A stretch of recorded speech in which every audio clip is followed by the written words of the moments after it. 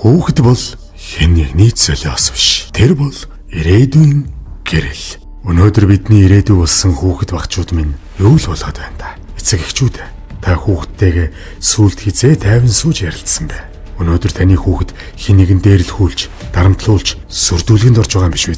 Түүний хувийн орон зай, эрхчлөөнд нь халдаж хэн нэгэн айдас төрүүлж байгаа юм биш үү? Өнөөдөр таны хүүхэд хаана байна? Юу хийж байна? Ямар орчинд өсөж байна? Сошиал ертөнцийн дарамт, нөлөө, дарангуйлал хүүхдүүдийн маань амьдралд орж иржээ. Тиймээс яг одоо та хүүхэдтэйгээ ярилцах цаг нь болж. Өнөөдрөөс бид хүүхэдтэй анхаарал тавьж эхлэе.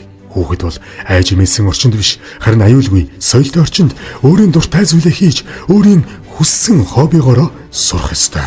Түүний мөрөөдлийг хэн нэгэн дарах ёсгүй. Бид таны хүүхдийг илүү том өргөн цар хүрээгээр харж байна. Цонжин, урлаг спортын дотуур байртай боордын сургууль. Энд таны хүүхэд цэвэр агаарт 24 цагийн харуул хамгаалттай орчинд чанартай боловсрал эзэмшиж, урлаг спортын хүссэн чиглэлээрээ хөгжиж, ирээдүйд дуучинч болж болно, жүжигчинч болж болно, эсвэл дэлхийн хэмжээний тамирчинч болж чадна.